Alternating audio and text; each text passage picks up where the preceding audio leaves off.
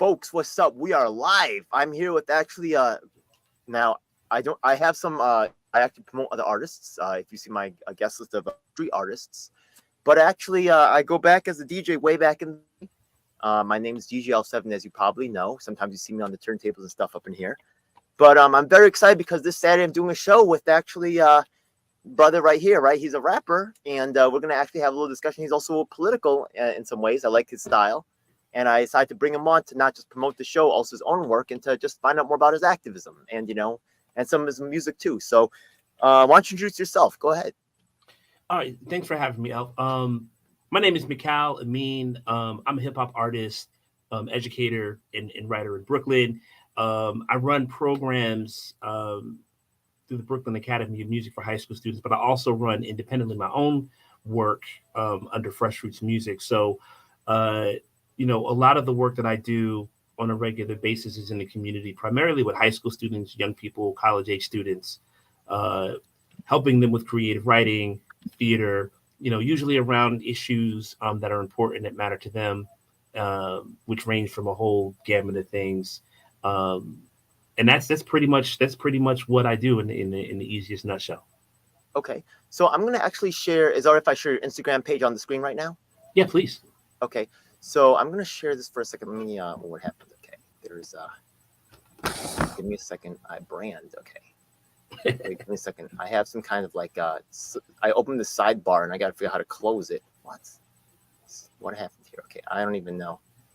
Comments. Okay, maybe I'm trying to figure out how to get rid of this. Sorry. Oh, okay. There it is, a present button. Okay, slides, share screen, window. Okay, oh, cool. Okay. So right now I'm sharing you see this on screen right now. You see your Instagram page, right? Yeah. So I definitely Mikal Amin music just go to that on Facebook. I encourage everybody to. I see my friend. Tiny Love. That's cool. That's my guy from way back. Oh, so no. I'm scrolling down. I saw this actually. He has this. This is the first one that's visible. Says, this one says GOP, Gorillas on Parade. And when I first saw this, I thought, oh, this guy's a Republican sympathizer, right? I'm not mad at that, right? But then I scrolled down further, and then I was like, maybe that's not this guy's politics. So I am interested in all political things. I'm actually built myself first as a activist, right before musician. I think you're really doing more than music, which is cool. We need all things, but tell me more a little bit about yourself and about this, right?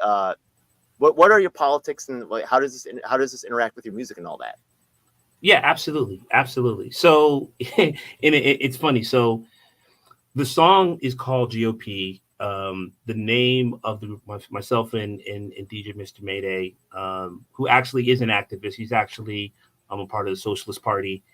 He's a professor at Rutgers University.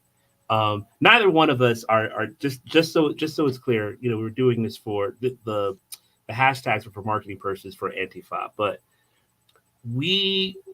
I guess in 2021, right after we all came out of the pandemic, I just started reflecting on everything that's been happening with the Trump presidency, the pandemic, the economic circumstances, situations. Obviously we've been dealing with everything that had been happening with Black Lives Matter. And to know a little bit about, what I do in my own personal politics, I would basically identify myself as someone who is Pan-African Black nationalist.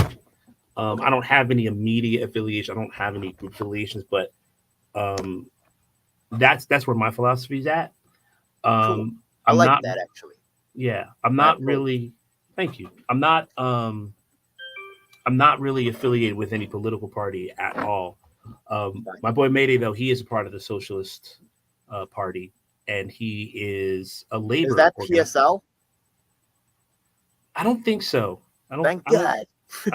Yeah, I don't think so. No, I don't. It's think all so. right. Yeah, it's all good. Yeah, and he's okay. Yeah, and his primary work, what he primarily does is he's a labor organizer. So he works with unions. Interesting. We should meet at some point. Is he associated with Mayday? Have you ever heard a place called Mayday Space? That's the spot in Brooklyn. Yeah. Yeah, no, he's not. No, he's Okay. he's he's he's based out of New Jersey. He's originally from Connecticut, but we're part of a crew called ESP. Go back over 20 years. Oh, So he sent me some music, and we talk on a regular basis. We talk almost daily. So most of the time, our discussions are just really about the state of the world, things that's happening, and it was as simple as that. He sent me some music and some of the things I've been ruminating on and focusing on. So this track GOP, what I did was there's two things I did actually. Um, there's a type of poem called an acrostic poem. I'm getting real nerdy here for a second. no, that's okay. And basically it's taking an acronym and you create a poem based on the acronym. So if we say L7, Yeah. the beginning of the beginning of the line would start with the letter of whatever's in that word. So E would start the so on I'll and tell so you a forth. crazy acronym that my dude came up with for my name. You ready? Yeah, go ahead. ELF7 stands for Every Lady's Fantasy. That was hilarious.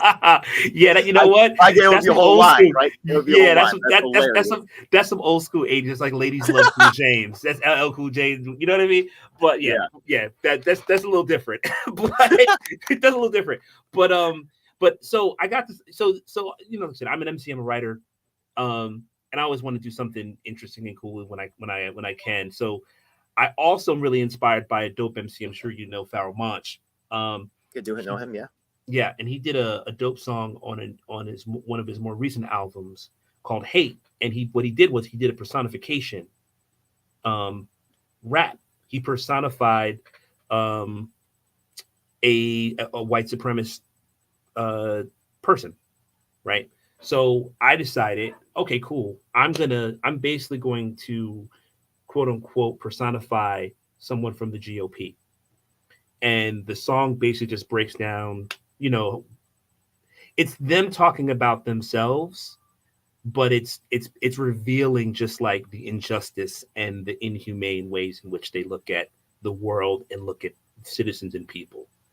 And to add that little bit of a layer throughout the song, when you listen to the song, GOP, I have verses or I have lines that use GOP. So it'll be like uh generate oppressive policies, um, or um, genocide on premise, godliness or fallacy. So like I go throughout the whole song, basically just breaking that down. I can And see that. Okay. yeah, and then with him and I talking, we just kind of wanted to sort of like, yeah, we just kind of wanted to turn things on its head, kind of poke fun a little bit. So and like I said, I'm into acronyms anyway, so I decided like, all right, cool. So this is a side group. We're part of a crew called ESP. We mostly do music as a crew out of that. And we always do like little, almost like the Woo. There's like 9 of us. A couple cats have their own like 2-person project, this, that, and the third. So this is one of ours that we're doing. And I was like, okay, let's call ourselves Gorillas on Parade. Um, and that was sort of kind of a play on the Rage Against the Machine song Bulls on Parade. But it worked for GOP. I'm like, oh, this is dope. Um, and that's what it was. It was just thinking about ways to be creative, um, turn things on its head. But but yeah, I also was like, yeah, let me make sure when I'm promoting this thing, because even when we were thinking about like the artwork, we're like, okay, so how are we going to do this so it doesn't get confused with like somebody. First of all, I'm very from a culture standpoint, I don't think you can have a right wing rapper. I think that's like a misnomer. Like if you're talking about rapping as like the ability to rap, yes, you can have a rapper that's a right wing rapper. But from a cultural standpoint, that doesn't even make any sense. Um, because first Okay, off, so just what do you think about 50 Cent is actually right had Trump recently on the on the Many Men and stuff like that. Is he a right wing rapper or not really? What is that? How do you interpret that? I mean, you know what? I'll say this. I think 50 Cent's politics are very much right wing. Um, as far as like, let's be honest, right? If you're making a certain amount of money, um, at a certain level, if you hold a title of a certain type in this country on a corporate level, 9 times out of 10 you're right wing. you're conservative, and there's such a political spectrum strata of what that means, right? It's like Right. even when people talk about the left, when we think about the left in a popular sense, people will say, Okay. "Oh, Nancy Pelosi's on the left." No, she's not. She's a right wing centrist, or she's Okay. centrist So right wing. Like, sorry to yeah, jump in. So yeah, but then we take a look at like you take a look at we could go other directions with this. We could say, for example, like you have what's his name, Nation of Islam, right? Farrakhan, and right. then you have X Clan and things like that, right? And this nationalist, black nationalism, you hear Farrakhan. Some people think he's right wing, and you could say it's money related. You could say it's not, but you said rap is not really right wing, right? How do you feel about Farrakhan? Do you think he's right wing, or do you think he's not really? I mean, he does have money, right? So, but Yeah. that's black nationalism, isn't it?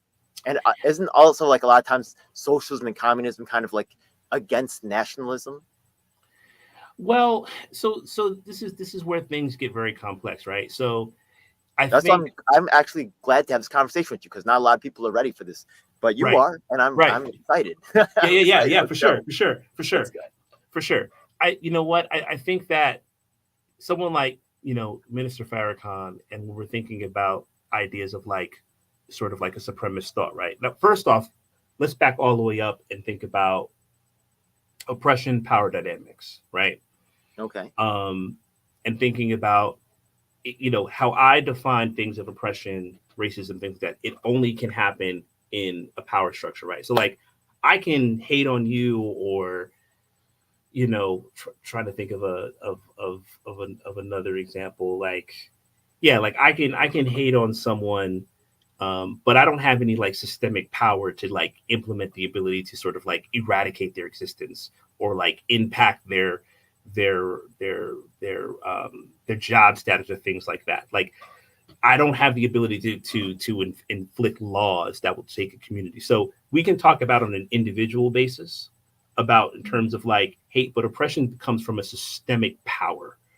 Okay. So with that said, I think on some level, yeah, is Farrakhan maybe an extreme? Sure. He's right wing though? What'd you say? I, for me, when I hear right wing, when I think of right wing, I think of someone who is trying to uphold the state, someone who's trying to maintain the state. But isn't black nationalism trying to create its own state? It is, but I think nation building, at least on maybe that beginning level, doesn't necessarily mean it's right wing. Because here's the thing: if Farrakhan's trying to build a nation, and the truth of the matter is like the Nation of Islam has not has not been as strong or as active for many years, which is kind of to the point. They're building a nation within a nation, right? They're not Wait they're a minute. not Okay. they're not divorcing themselves from the United. They're not divorcing themselves from the United States. They're not leaving the Just so you country. know, I've been to the mosque, right? Mosque Hmm. number 7 here in New York City, Hmm. and I actually filmed them at the exoneration of the Central Park Five, right? The exoneration event where I was there. I can show you that later. But the thing is that they're not covered by the press a lot. Now the thing is that I know like they used to do like a lot of security for like hip hop events, stuff like that, and Yeah, that's kind of disappeared. You're right, right? They used to be more celebrated, like X Clan. You used to hear them more, talk about more. Now it's a little bit less. There is some of that, um, but I still think that they're doing their thing. But I'm not I'm not sure how much of that is them actually doing less and how much of that is just the press is actually silencing them, or like they're trying. You get what I'm saying? yeah, absolutely. That very much could be the case, because I know that I'm someone that's not super privy to what the Nation of Islam is doing right now. I definitely know Yeah. that they were a lot more prominent, you know, even 10, 12 years ago, thinking about the Million Man March. Like I went to the Million Man March with my father, the not the first one, when they did it the second time. I think it was 2015. And I actually got a chance to hear Farrakhan speak at that rally, ironically enough. So that's the last time I saw of anything of a level of like prominence with them, which again doesn't mean that they're not active or not doing things. Um, and it's interesting, right? Like if we're talking about like black radical thought, which I'd put someone like Farrakhan in that. And this is the problem with a lot of these definitions, right? Like we have to kind of frame what we're talking about, right? So we're talking about right wing, you know, like you said, I'm framing it within the confines of like basically someone who's trying to uphold the state.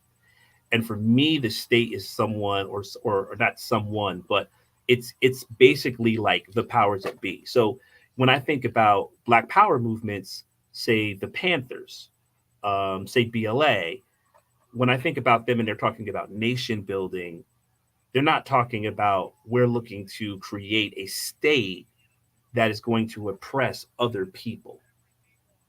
That's something that to me is wholly together different. If we're talking about trying to build communities that will be autonomous, um, and that will provide resources for its people and its community, that's what I think about in the confines of Farrakhan talking about building a nation. I don't think Farrakhan's talking about we want to have a nuclear arms arsenal and our own bank that prints our own money and then subjugates individuals to that bank.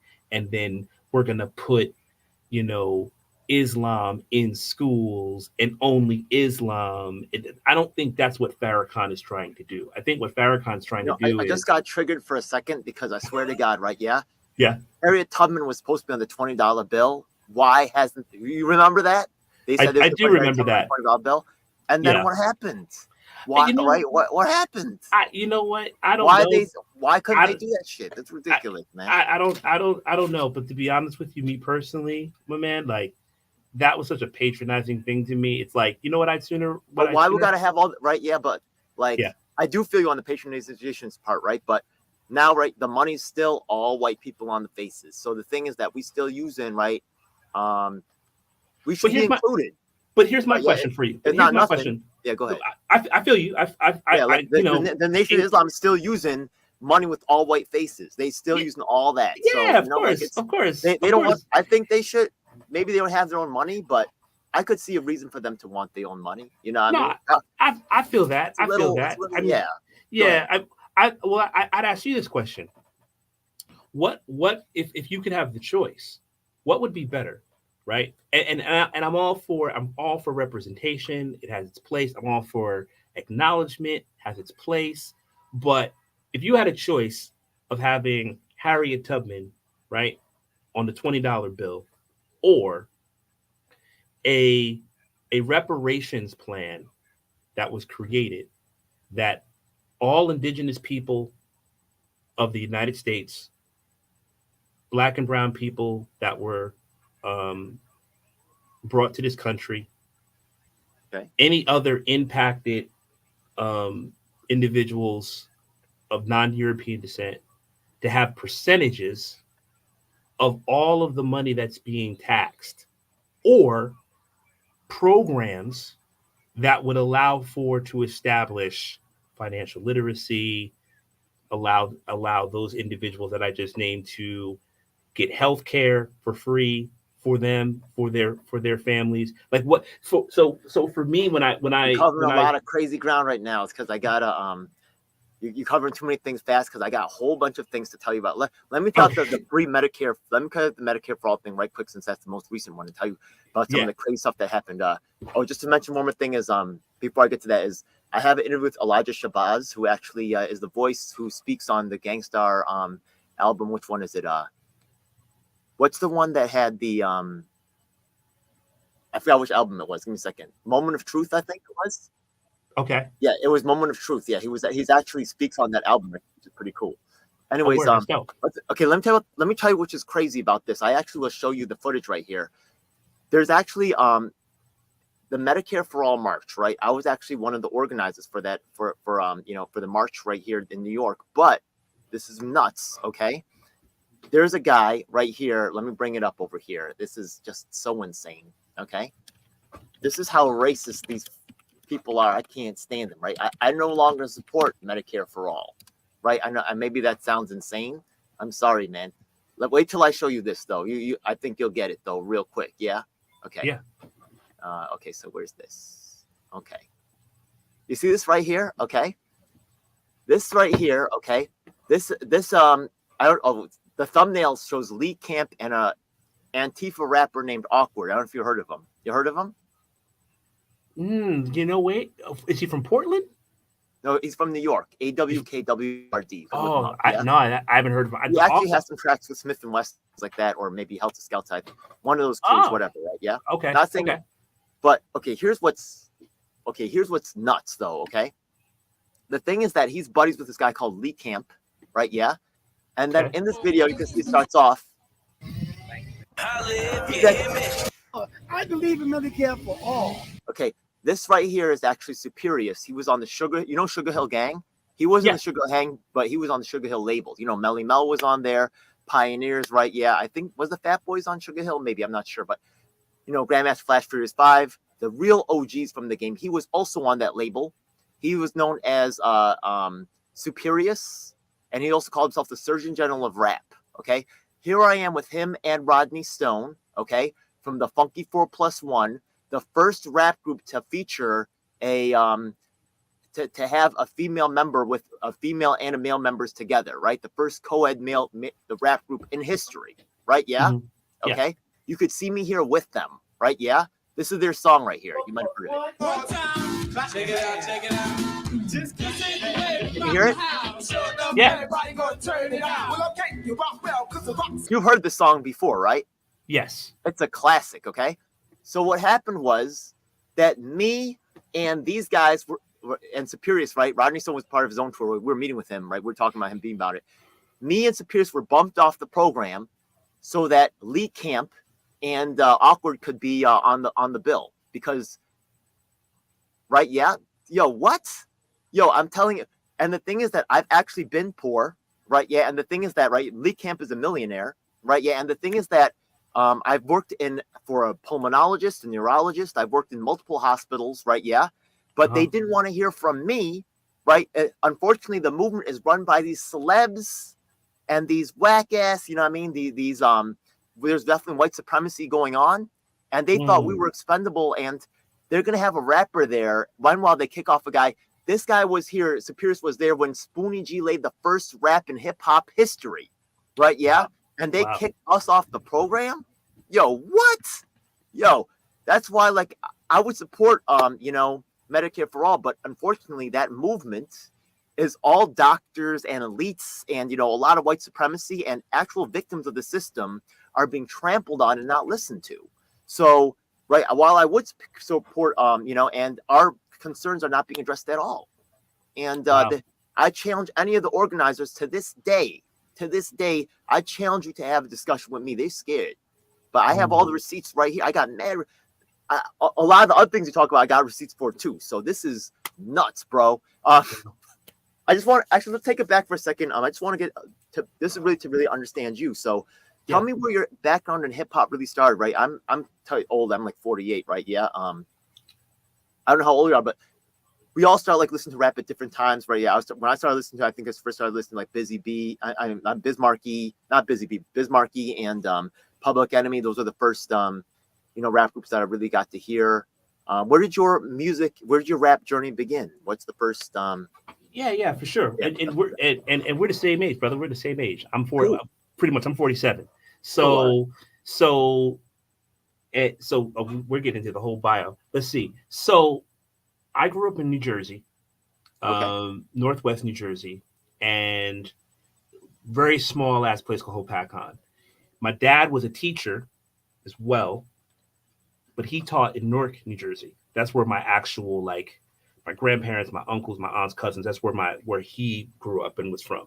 So basically I grew up in Northwest Jersey. I was born in Orange, or born in Livingston, lived in Orange till I was like a toddler.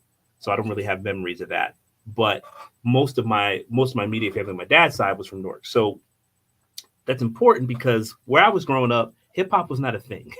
It was rock music, it was country music, it was all this other shit. But every weekend I would go and hang out with my cousin in Newark. And he's the one that actually put me on. This is like 86, 87, about like 11 years old. So the first record that I really heard, I was listening to WBLS Kiss, Chuck Chill Out. And they were playing self-destruction. And that's my first memory recollection. And then I started to get into Run DMC, Kid and Play, Self-Destruction is Boogie Down Productions, right? KRS-One. Well, it's Stop the Violence movement. I mean, KRS-One and his group, man, I'm trying to remember Homeboy's name. He's a writer. So it's funny enough, I actually did an encyclopedia. There's an encyclopedia. Like I said, I'm also a writer as well. So I actually got hired to do an entry for Hip Hop Encyclopedia, and they asked me to do it on the Stop the Violence movement. I did that entry. So Nelson George. Okay, damn. So the whole story behind that really quickly is there was and they talk about it actually. They mention it kind of in this. They reference it in the song, but they don't go specific. So there was a hip hop concert in Boston, Massachusetts, where basically a fight broke out. I believe a couple of people got stabbed, injured. Someone I think got shot, killed. And after that, promoters in that Boston area didn't want to really mess with rap anymore. That became the impetus of the Stop the Violence movement. Which it's funny because I've lectured about this, and I've actually prefaced it politically in the sense of I wrote a paper, and when I was younger, I was like, oh yeah, this is political. But then as I became more politically conscious, I was like, wait a minute, this is they're talking about black on black crime. That's not a thing at all. So I've prefaced, and to this day I still love the song because it does represent something that's important to a certain degree. The politics are all wrong. And I forgive them for that. And this goes back to FBI statistics, right? Like intra-racial crime is basically the same rate in the black community as in the white community. So the idea of black and black crime, the long story short of essentially is people that are in proximity to one another usually commit crimes against one another. So the idea that, black people are committing all of this violence against them more than other people are is a falsehood. If you look at the percentage statistics, white on white crime is at the same rate or better or worse. But we talk about, we got to stop killing. It's like that's not a thing. What we can talk about though is what are the conditions that are created that push individuals to enact violence. It's usually that's an interesting take. I haven't really thought about it like that. Yeah, that's interesting. Yeah, okay. Think about it this way. Most people commit crimes because of lack of resources. There's an idea, there's a belief that it's a simple binary. People are just bad and evil. When we think about the drug trade, right? The narrative has been created that it's because people just want to not have work. When you drill down to it, much of it, at least in the early parts of it, it's like, one, there were no jobs. Wait a minute. Okay.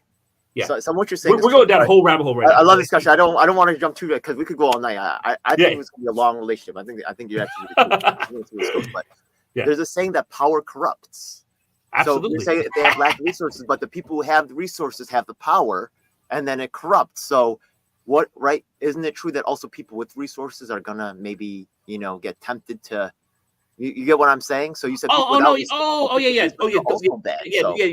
absolutely, no. To be clear, I'm not saying that. I mean, so how does this come together, though? Right? Yeah, we're like, crime is caused by lack of resources. Maybe crime is caused by imbalance of resources and too much resources or something like that. Right? That's fair. Yeah, that might be a better way to put it. Yes, yeah, because absolutely, yeah. I'm not trying to imply if you have money, you won't commit crime. That's absolutely not the case. You commit different crimes. You have the ability to hide your crimes. Right. Okay. Yeah, absolutely. Yeah. No, definitely. Yeah. Thank you for that. Yeah. You make someone else do the crimes for you, right? Yeah. Right. Exactly. Right. But the point I'm basically trying to say is that when individuals don't have the ability to have the ability to provide for themselves, or are put in circumstances that bring them to a low point, the proclivity to do things that are against the law occurs. So the question then becomes, is it the individual that is wrong or evil, or is it the circumstances that they're put in that they have no control over? Right? Because if I live in a community where I don't own anything and you pull jobs away or you create jobs that only give me like a minimal subsistence, if you put me in conditions where other people will look to prey on me, because think about this when we think about hip hop, right? And I'm sure you know this and have had discussions about this, and this is all complicated and complex. But we can go all the way back when we talk about the origin myth of hip hop, right? And the idea of Herc being at the party, hip hop happens, and then enter Bam, right? And Bam's a super controversial figure. I don't really want to go really too deep into Bam at all for a lot of reasons. But okay.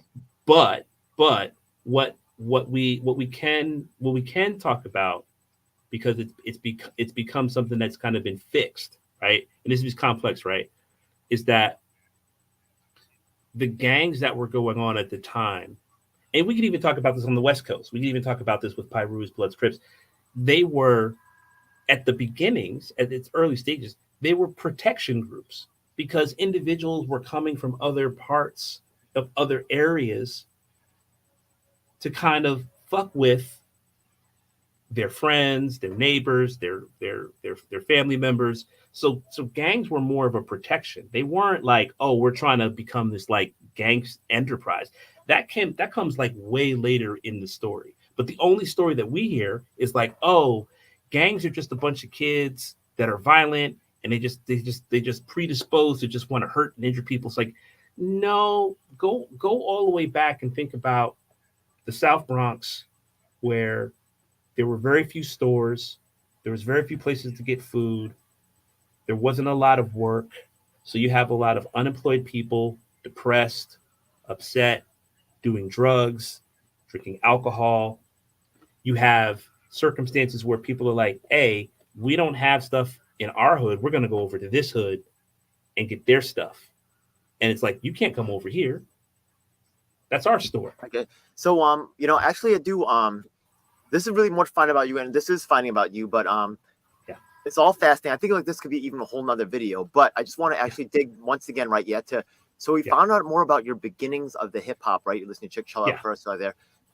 Being from New Jersey, right? Were you in there's some big rap groups that came out of New Jersey in the early starts, right? We had Naughty by Nature, we have also Redman, Lords of the Underground, Flavor Unit, all of that. Yeah. Was that kind of like what kind of were you? I know that like the first ones you heard was like Self-Destruction, things like that, right? And Chill Out. But what groups were really kind of like got you into it? What was the first kind of like hip hop that was really like, oh, this is like Oh yeah, for sure. Yeah.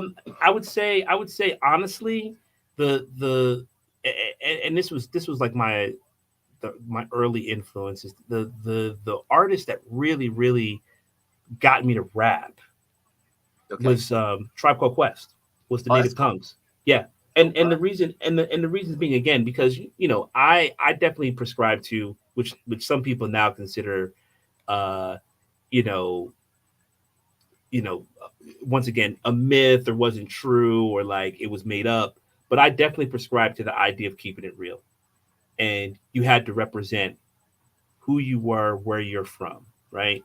Okay. So for me, being sort of like this black nerdy kid growing up in like this rural sticks part of New Jersey, when I would see MCs and I'd see rappers and I'd see hip hop, I'm like, I'm not that cool. I'm not fly like that. I'm not in the streets like that. So I didn't really feel like I could like it. I could listen to it. So, Yeah. So now that I understand your musical background, I want to ask about your political background.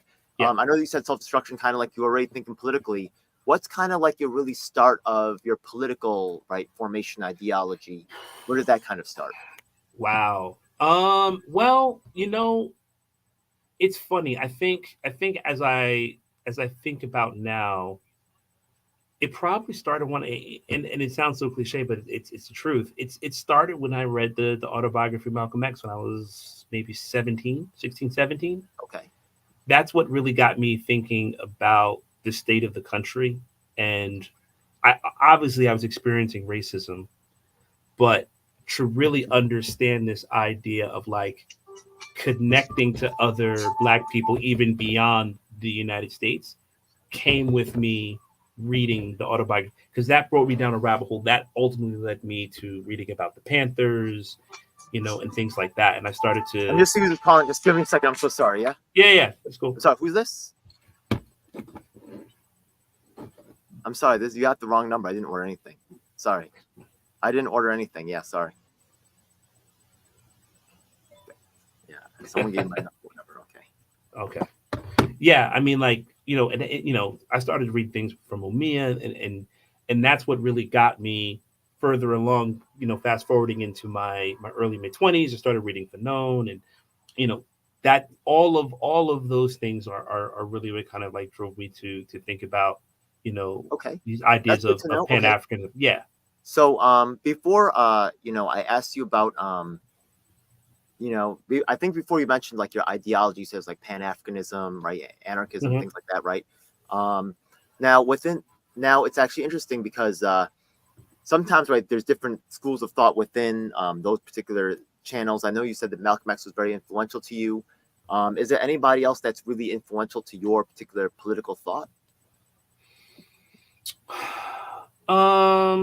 Or is Malcolm X one of the main ones? He's really huge for me, actually. Yeah, I mean, he was the main one. Early on, I would say when I think about, from a political standpoint, people like Bell Hooks, The Angela Hooks? Davis. Yeah, Bell Hooks. Okay. Um, yeah, I mean Actually, I don't know Bell Hooks. I'm gonna have to look them up. Yeah. yeah, it's a she. Oh, I didn't know. Okay. Yeah, That's how little I know. There you yeah, go. yeah, Right. it's a I she. didn't even know. Yeah. Yeah, those are Angela Davis, Okay. Stokely Carmichael. Actually, Stokely Carmichael's book Black Power actually is a huge influence in And my what understanding. about Bell Hooks was influential to you? What about Angela Davis's? What about these particular persons was influential to your own thought? Well, in the context with Bell Hooks, who's an academic and an educator, it was more just thinking about how um, love comes into play when we're thinking about like community building. Like my politics, like I said, it's really based around how can we, as for me, first a Black community, come together. But ultimately, it's for any and all peoples that are oppressed under any type of colonial capitalist system. It's broadened over time. So someone like Bell Hooks, who's an academic, speaks more to how do we kind of build community together, and that's what her influence for me is as an educator and also someone who's politically minded and thinking.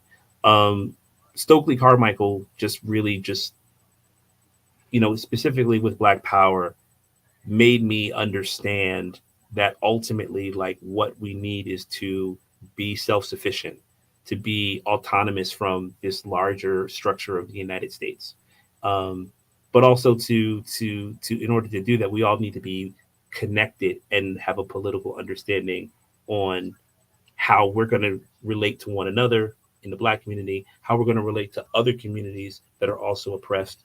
So Oh man, I could um, really use your help. Yeah, I will. Like, I'm getting well, so such a so big I gotta ask you. So what are like? Are you affiliated with any orgs, or you're just like independently, like just working directly with like community groups, or like what's your background affiliations and things like that? Okay. It's kind of funny because I rock with all the groups. I've worked with Republicans, Independents, Greens, Libertarians, and also socialist communists. I work with all of them, right? Yeah, but I say really my own heart is kind of like anarchism, because honestly, democracy cannot protect minorities, and a lot of times, right? I have to protect people like people. So I work with people. The people dearest to my heart are the people that are the little people, the people that are stepped on, the people that are disregarded. So you'll see me working with the poor, people with disabilities, people who are wrongfully incarcerated, migrants, people I grew up with my whole life because I've been poor and homeless at the age of 16, stuff like that. So I saw all the people who get disregarded and left in the trash. So if anybody's in the trash, that's my best friend right there. And a lot of times I am actually canceled out of groups, and a lot of times the leadership often like moves against me. The leadership often wants shills and doesn't want someone who's actually intelligent who can make things happen. I also have a pretty fierce anti-academic, mindset, but we're gonna work that out, man. I still think you're cool. I can still have like these kinds of conversations, but I'm Right. actually quite resistant to. But I'm sure we're gonna have many interesting conversations about that all. But I do rock with, and I know, but because I work with all the groups, I know what they're capable of. I know who's doing things. I know their methodologies. So I think it makes me pretty capable. You know what I mean? That's another reason why they don't like messing with me, because they know I can go to another group and get what I need, or I'm not really reliant on anybody. I can really go where I need to get what I need to get done. You know what I mean? So Right. I'm not captive to any group. You get what I mean? Right. I can go anywhere, and they don't like that either. They don't want you to be free. They want to, be the only solution. Hell no, right? So, but I like what you said earlier about the self-sufficiency. What I could really use your help with as an educator is the Asian American curriculum is an insult to Asian Americans. I don't know if you've had any. It's actually mandatory now in schools. They've actually erased most of the history between blacks and Asian Americans working together. And the Black Panthers actually had the idea of Juche. I actually have the email addresses for Bobby Seale. Eldridge Cleaver had a wife and a daughter, right? Kathleen Cleaver, I think, and Joju Cleaver. I have their emails too. Elaine Brown, right? These are all Black Panthers. Shep, I don't know if you know Shep from. I'm on his mailing list. You should get on his mailing list. I've been talking with a lot of them, but they're not really ready to move on it. But the Black Panthers and the Koreans had some kind of relationship for a while, erased from history. So I'm really could really use your help addressing those things, because a lot of times I have my own frustrations. But really, we're here. Just so you know, I've actually started to push you into. I have over 100 interviews with activists all around the country, and I asked them pretty much the same questions, right? Like, where did you start with your activism? What do you, right? And you're going to see, if you think these questions are interesting, you can see how about 100 other activists have responded to this from all different levels. I think even that guy, Shabazz, right? Yeah, who I said was on the Gangstar album, right, from Nation of Islam. He actually, Elijah Shabazz, he also engaged in this conversation. You can see how they all answer these questions, right? It's pretty interesting. Yeah. So appreciate that. Yeah. Oh, we're going to get into depth. You're a very exciting person for me to meet. You've said a lot of things that just made all kinds of, bing, bing, bing, right? Super excited, right? Yeah, super excited. Okay, so we talked about so now there's different levels of people who have come to the show. And I know you're really focusing more on the music, right? Yeah, you've done quite a bit in the activism world, which is pretty cool. You're able to have pretty deep conversations, which I very much appreciate. But to help my audience really understand, differentiate between the different, right, over 100 activists that I've interviewed, what are you most proud of accomplishing in the activist world or the music world, right? Yeah, actually both, right? What are you most proud of accomplishing in these realms? Wow. It could be a couple of things. It doesn't have to be just one, right? Oh no, yeah, for sure. And again, I've been doing it for a long time. I don't expect it to be an easy answer. I'm sorry. Yeah. No, of course. Well, and like I said, I think going back to what I said before, I'm an educator. I work with young people, and because I've been doing it for so long now, I definitely have mentees of mine that are in their 30s, which is crazy to think about for me. I think like the thing that I feel that I've most accomplished is basically helping develop other individuals that have gone on to do some really powerful work. That in the time that I spent working at Rikers, I think was the things that I'm most proud of and feel I've accomplished. If I'm really honest, I was a part of a very tiny part of the movement to stop the gentrification at the Barclay Center back in 2006. They were, I don't know if you heard about Duffield Street, but basically over by the old Albee Square Mall in Brooklyn, Duffield Street, actually that entire set of row houses that used to be there was a part of the Underground Railroad. And there's proof of that. There's actual like writings. They actually would take people on a tour, they would show like the double walls. There's a tunnel that actually leads all the way underground from Duffield Street over to, I forget the name of the church, but it's basically the first independent Black Christian church. It was like founded in like 1780 something or something like that, and the tunnel leads to that church. So this was an actual part of the Underground Railroad, and Forestry Ratner, when they bought up and got the Barclays, they bought up all of the land, all of the hotels, and the Target you see there's now, right? So there was actually a group of organizers, community organizers, that were sued them, and was actively trying to get that street designated as a landmark for the Underground Railroad. So this is in my early 20s. I was a part of a group of people, and this is the work, right? So like I was going to the New York Public Library like every Saturday for like a few months, and I was just going through microfiche, and I had gotten a huge list of names, and all I was trying to do was connect the names, find the names in the microfiche, because all of these names were people that were either abolitionists or slaves that through the Underground Railroad, through this particular station, were free, as further proof that this was actually, because people like Forestry Ratner, they've got a million lawyers and they can just do stuff for days. So even though you have blatant evidence, these houses with tunnels in them, with like, secret walls where like you can go behind, and there was a crazy, I don't even know how to describe it. There would be a stove. Oh, I'm dying to go there. I'm dying. Is it still there? You can't. We lost. That's what I'm saying. Like I worked on this. Oh, we lost. Oh, I'm sorry. Yeah. Have you been to downtown Brooklyn? That's we lost. It's the Duffield Street, and here's what's messed up about it, Elf. Like the compromise was, I don't remember the hotel or the building, but one of the buildings over there's a plaque that says something to the effect of, this was once a part of da da da da da. But what we were literally trying to do is have these. It's like 3 row houses, which is basically the whole block for this. It's because Duffield Street was like a little side street. How, I don't know. Wait, are you quick question, right? Yeah. Yeah. Look, remember that old record store, Beat Street? Yeah, exactly. That area, exactly. Albee Square Mall. I haven't. Fulton Square, I didn't. That's been replaced by because the thing is that like I've always like I know there's a downtown Brooklyn. I've been around there, but I remember Beat Street used to have a building, and I just haven't. I don't know if I just never crossed by there, but Beat Street, that whole building is gone. It's gone. I did not know. Actually, it's the building itself isn't gone, but Beat Street and Beat Street is gone. Yeah, Beat Street is gone. I know Beat Street's gone, right? But yeah, they turned that into like a store. The neighborhood, I don't remember what was there exactly, because I had been in that neighborhood, but like there's a lot of buildings look the same. I don't remember exactly what was exactly there. I got to go, but maybe there's a old look. Yeah, I forgot what was there. Yeah. So. Fulton Street. It used to be, the old name was Albee Square.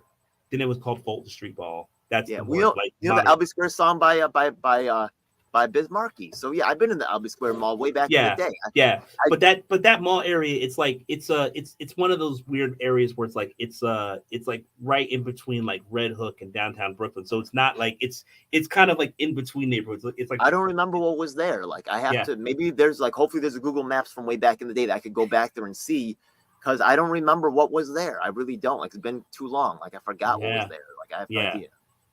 It's crazy. So that was something that I was a part of, but I was only bringing it up to say like there's things that I've like independently worked on and been a part of, in small roles, but in terms of how I understand or how I see my activism is really through just working with young people and helping them, develop and figure out ways to deal with the circumstances that they're dealing with in their schools, in their communities, helping them understand what's going on politically. And we do that through, art. We do that through helping them, write songs, write poems. But it's the process of, so like I said, when I'm doing my music, obviously born of my experience, obviously it's born of how I'm feeling of an expression, but because I'm often talking about like serious issues, it's a study.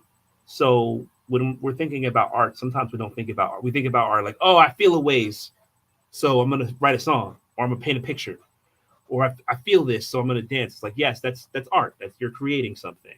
But, I see myself, in the vein of a KRS-One or a Public Enemy or a Native Tongues, where we're using the music, or the Last Poets or the Watts Prophets, or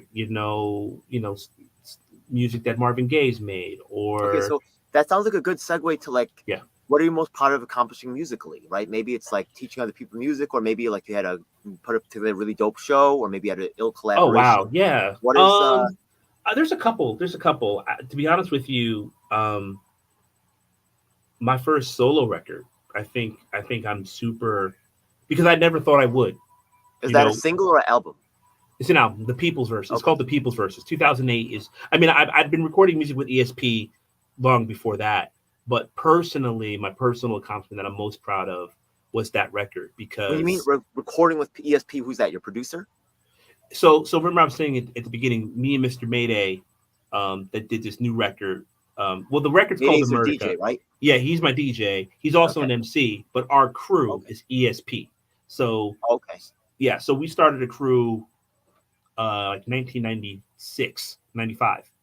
And we're still, I mean, it's really Manny and myself that are the ones that are the most active. Shouts to Hoodoo, he's still active a little bit. He's a DJ as well. But we've been making music since I've been making music with Mayday since I was 18, 19. Cool. So I'd always been making music. And then I had another group that I was a part of for a long period of time called Third Party. It's So funny you because put we're out the all album you put out as an independent, and yeah. So in 2008, I put out my first solo record.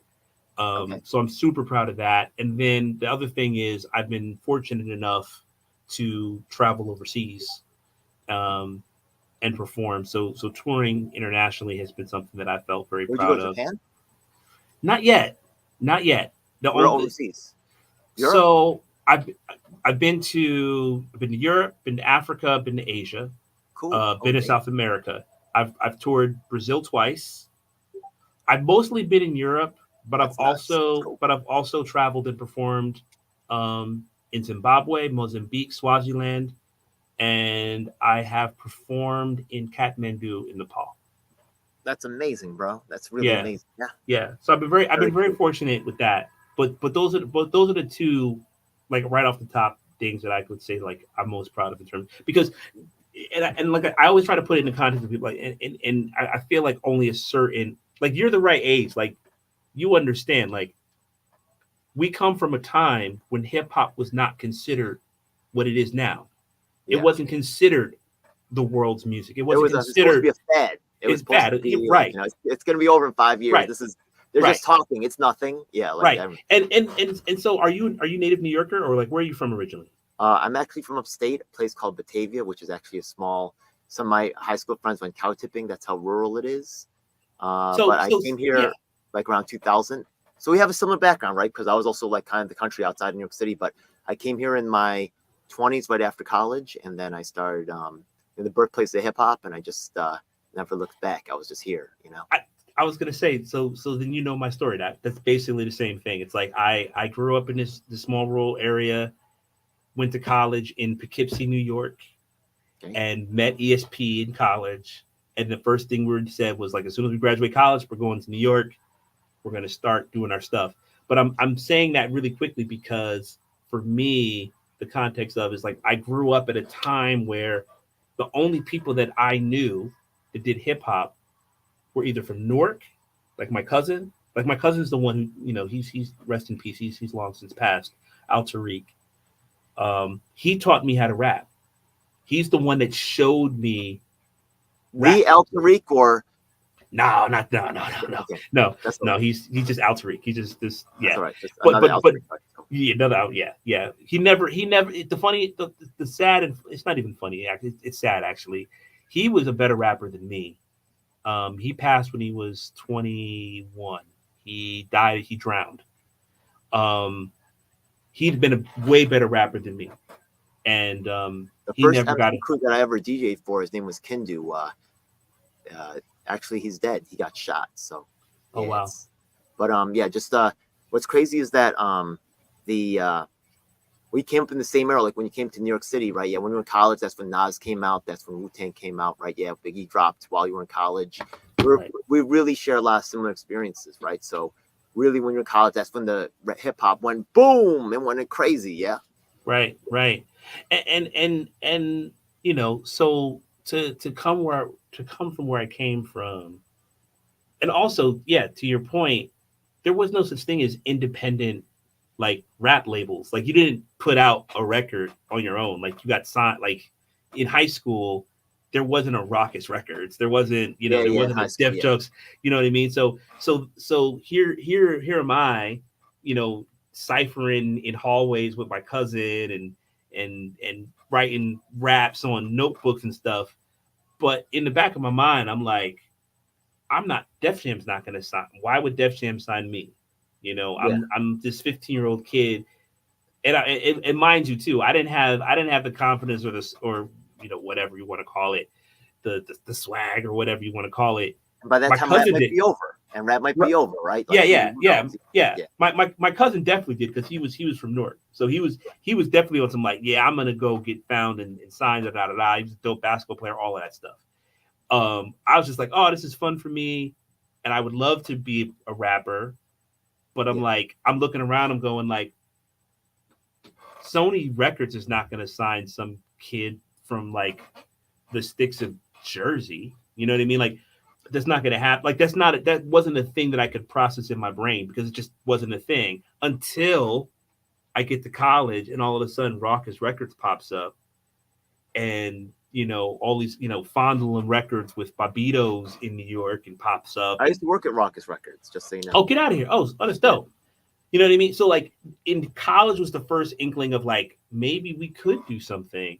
So the fact that fast forward to 2008 and doing my own solo record, I tell people this all the time when people have asked me or I've been in interviews. I'm like, if my 18-year-old self could have gotten like a rip in time and saw, Did you ever me in the press it up future. on 12-inch? Did you ever get Did you really go to CD?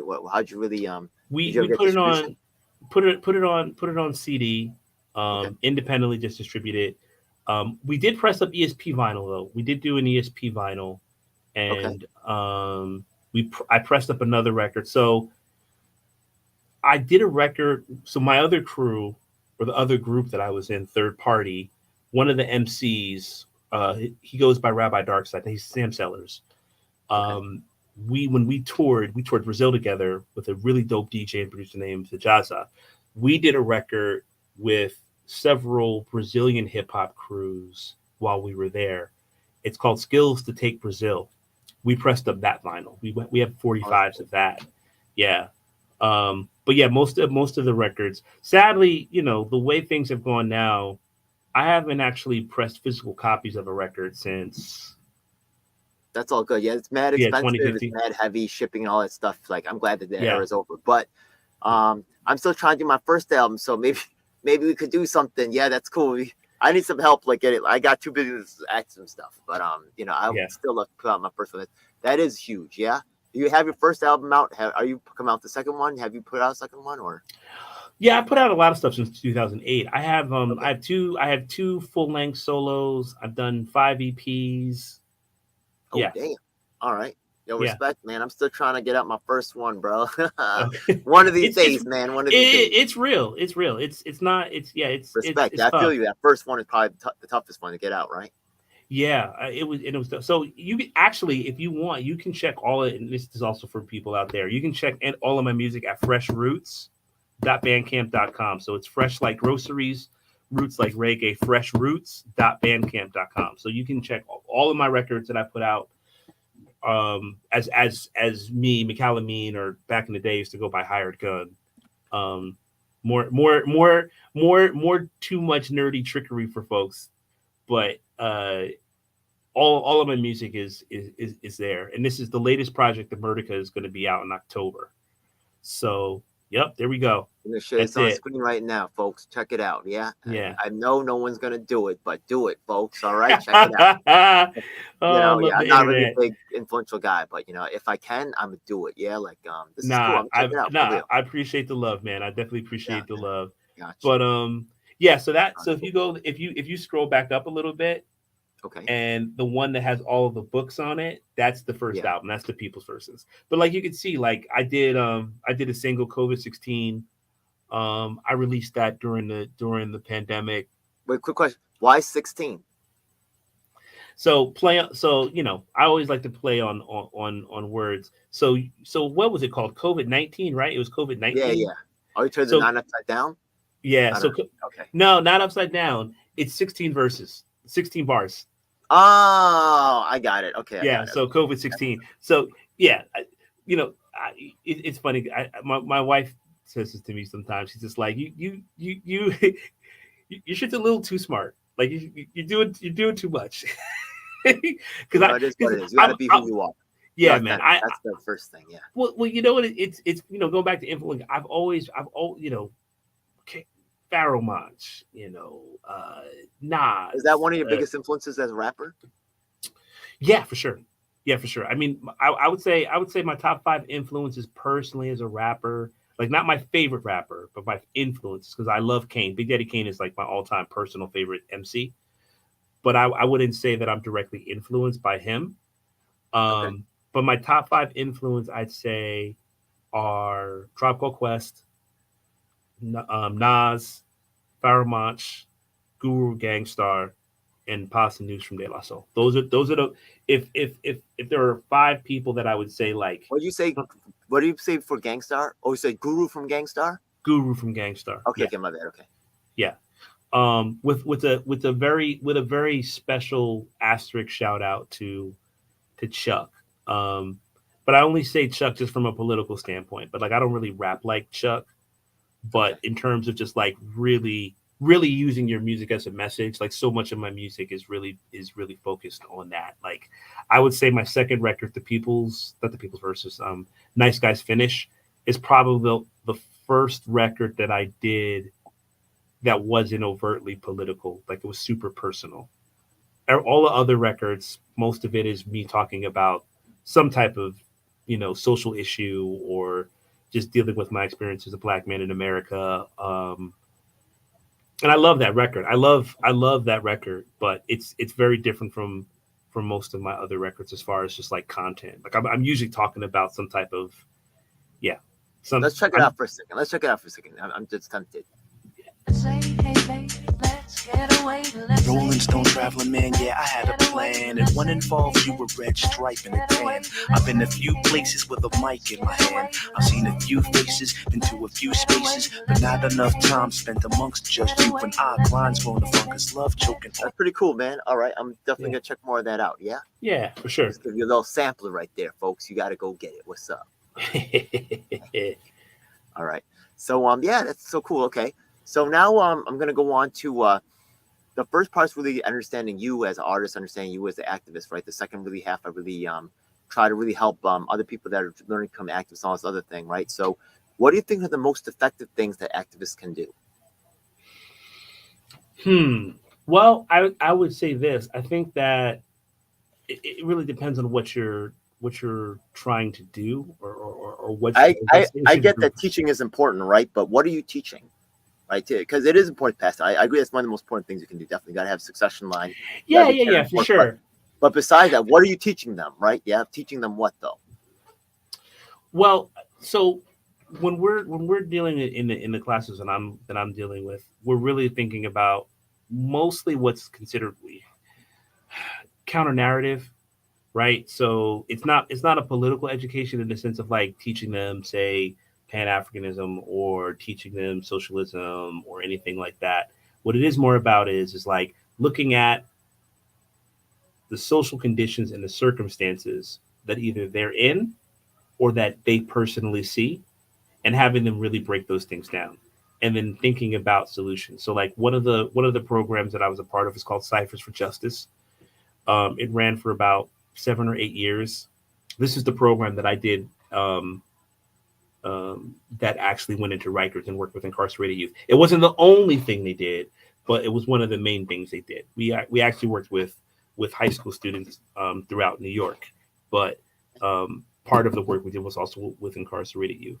So on the one hand, it's also about humanity, right? So like for example, with Ciphers for Justice within Rikers, just giving or having the opportunity for these young people to be able to create a podcast or write work talking about them not as a gangbanger or whatever the system has said they are and why they're there.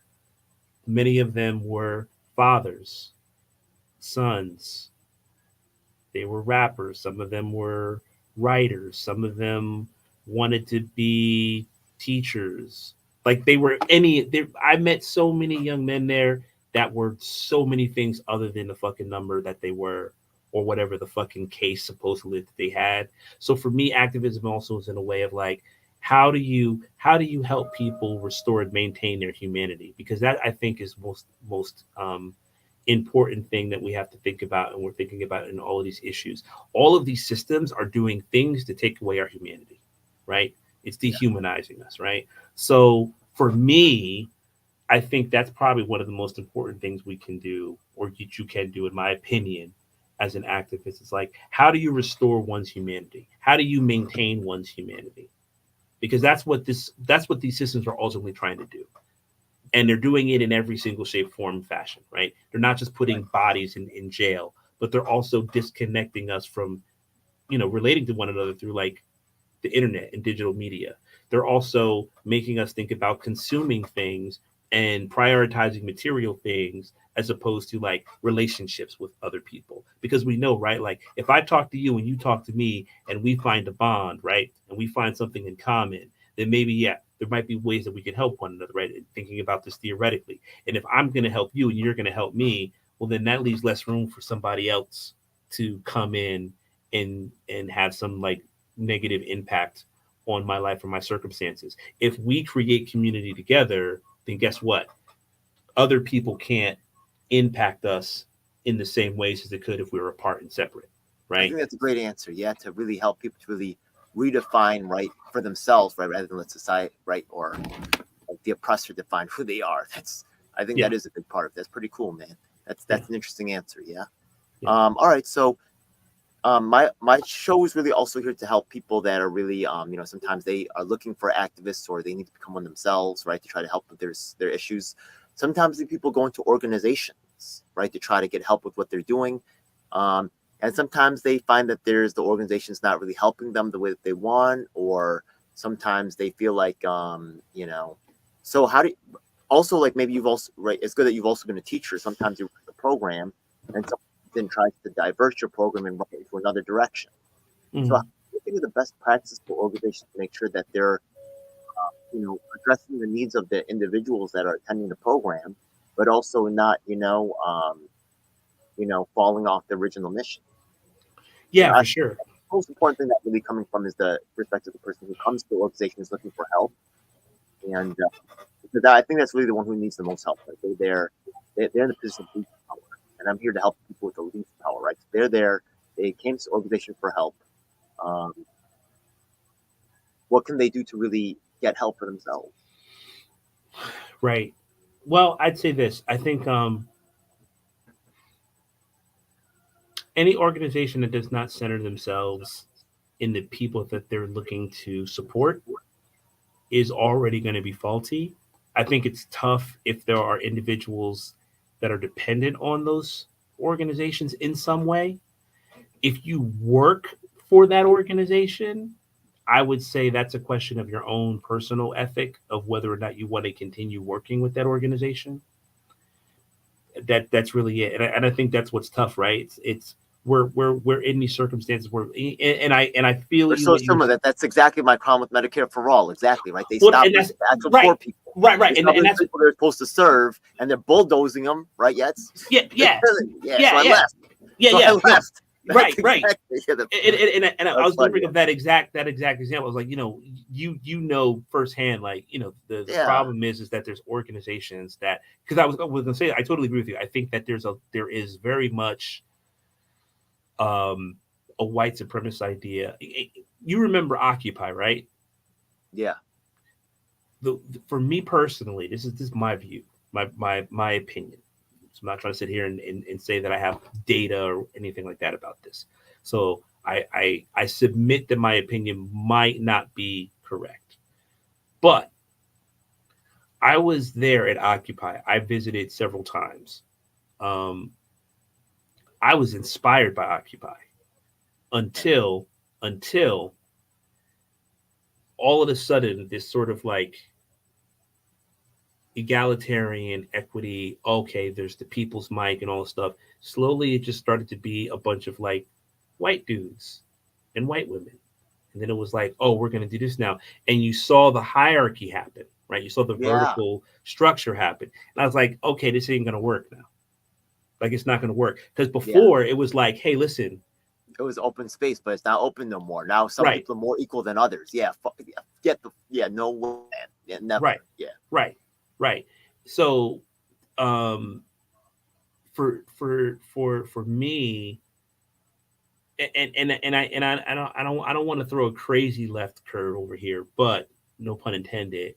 But similarly, same thing with Black Lives Matter, right? Like Black Lives Matter it was started out as a very noble, like concept, idea, call to arms. Some even felt was Black radical, right? Moving on 10 years on, 15 years on, its ends was to become a part of the current political landscape.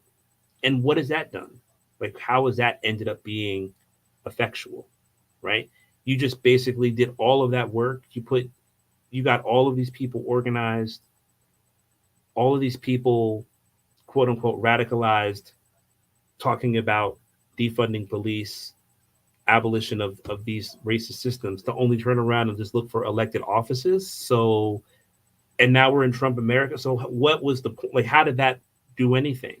But it fed into this sort of like hierarchical, vertical narrative structure, right? Which for me, and this is my frame as a American, that's whiteness. That's white supremacy. People don't understand when we say white supremacy, we're not talking. And again, I think it's tough to have these conversations, honestly, Elf, because people's lack of political literacy. And again, I'm not sitting here. I don't want to present myself like I am like this, renowned political theorist. I'm dealing because with a lot of the same issues, yeah, bro. because I'm real. yeah, no, to, because I'm really not because I'm not. You know what I'm saying? Like I'm not some super political theorist. I'm not sitting here and trying to say. I'm not saying they all bad, answers. but they're not all good either. That's definitely true. Oh yeah, absolutely for sure. Listen, I'm you very sympathize in some ways, but you definitely recognize that there's some places where they come up short, and that's a real friend. A real friend tells you the truth, right? Yeah. People that want something to gain, they're gonna pass over the And I'll be honest with you. I think the organizations and the movements that are real, quote unquote, or thriving, or like safe, or just, are the ones that are constantly doing that like level of critique, right? So saying all that to simply say is, for me, it's hard to have these conversations because oftentimes, one, in any conversation, if we're having a dialogue, we have to set the definitions, right? Right. So, perfect example was beginning the conversation. Like when we were talking about Antifa, we had to set what that definition meant for each of us in order to have a conversation that made sense, right? So it's the same thing. We haven't really dug into that one. That might even be a whole nother show. That whole I mean, I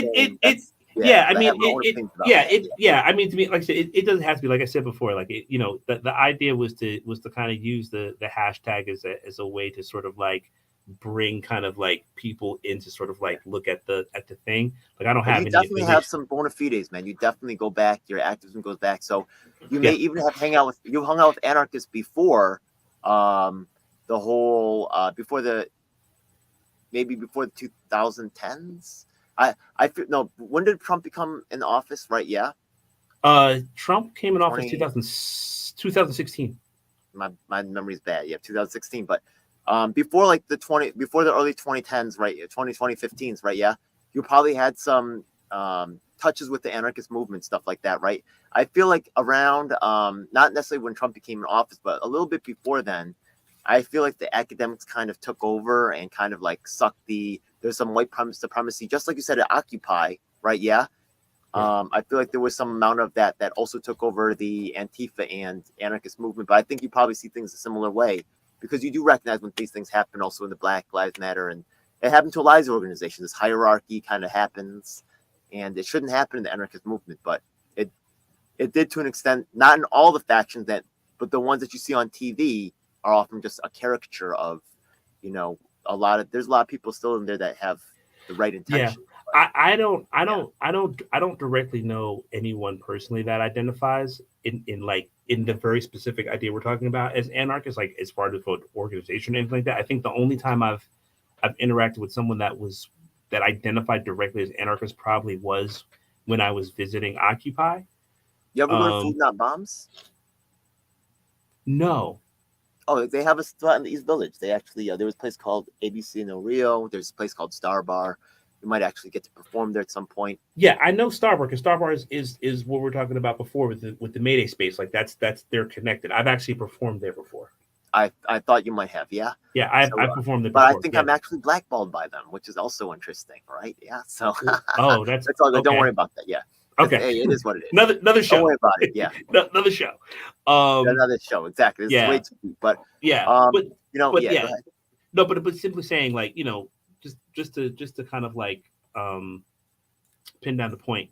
When we talk about white supremacy, we're not talking about, or I am not talking about white hoods, and Nazi symbols.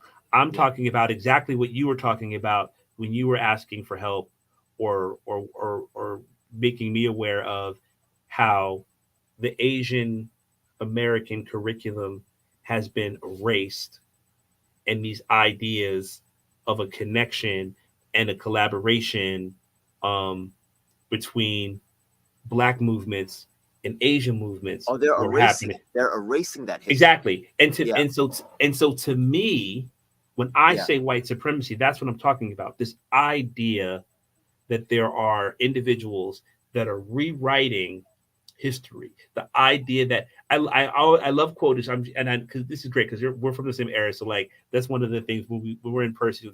Like I have so many fucking verses that just I have a fucking line almost for any fucking situation. And I tell people all the time, the easiest way for me to break down white supremacy to anyone is a line from Third Base when MC Serch says, "Black cats have bad luck. Bad guys wear black. Must have been the white guy who started all that." Just that one line encapsulates what we're talking about when we're talking about white supremacy. The idea that there are individuals that can create a fiction where they are always right, that they are always good, and they are always the best. Yeah. And that everyone has to abide by that thinking. Everyone has to abide by those rules, right? So fuck a white she. That's fiction to me. It's not fiction. I like the song real. Proper Education by Pran Puba. Word. Yeah. So, but you know what I'm saying? Like the KKK is real. Don't get it twisted. Like it's real. But when I'm talking about when we reduce white supremacy to like just neo-Nazis and KKK people, then we don't call out a Joe Biden, or we don't call out a Donald Trump, or we don't call out Chase Bank, or we don't call out the Medicaid system, because that's white supremacy, because it favors certain individuals, it dehumanizes others. There you go. And that is actually what white supremacy is. That's the danger. Like that's the real thing. It's not Tiki Bros. Like fuck them. It's not that. So remember back when there was the dudes that were like marching in Virginia, and they had like the fucking lacrosse polo shirts, they were in fucking khakis, and they had tiki torches, and they had like their white national march, and it was like over the news. When Trump was president, I was out of the country, so a lot of stuff I missed. God bless you. So for the whole 4 years? Going on. Almost all of them, yeah. I think almost. I saw a little bit online. I actually tried to organize it. I was in Grenada, which is actually the birthplace of Malcolm X's mother. I went to go visit that town, which is interesting, but which they had no real celebration, because I guess he's really they were more about Maurice Bishop, who's their local hero.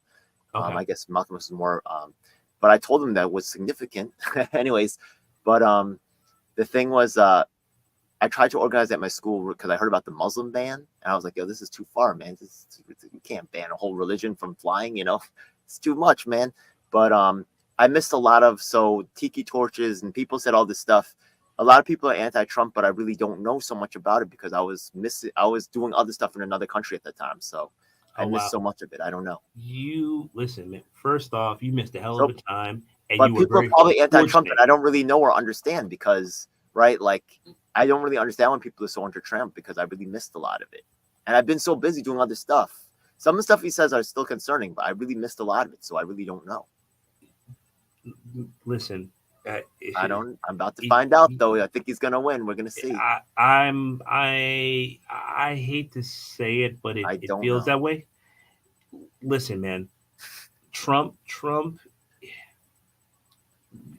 I don't know how much more time we have left in this interview. I'm sure we're not gonna go for another. You're very 3 hours. interesting to me, man.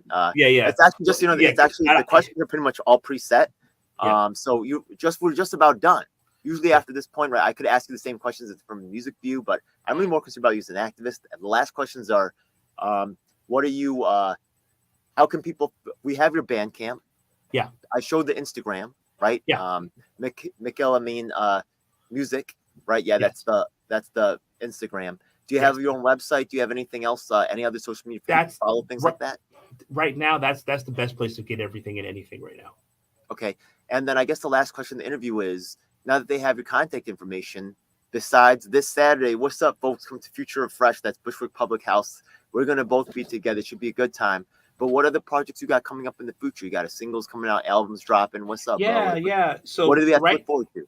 Yeah, so right now GOP is out right now. You can get it on all streaming platforms. It's the first single to the project happening, America. That's going to be dropping in October. And yeah, right now Future Fresh is what's happening on the show front. We're going to drop the next single, Capital Righteous, early September, late August. So look out for that.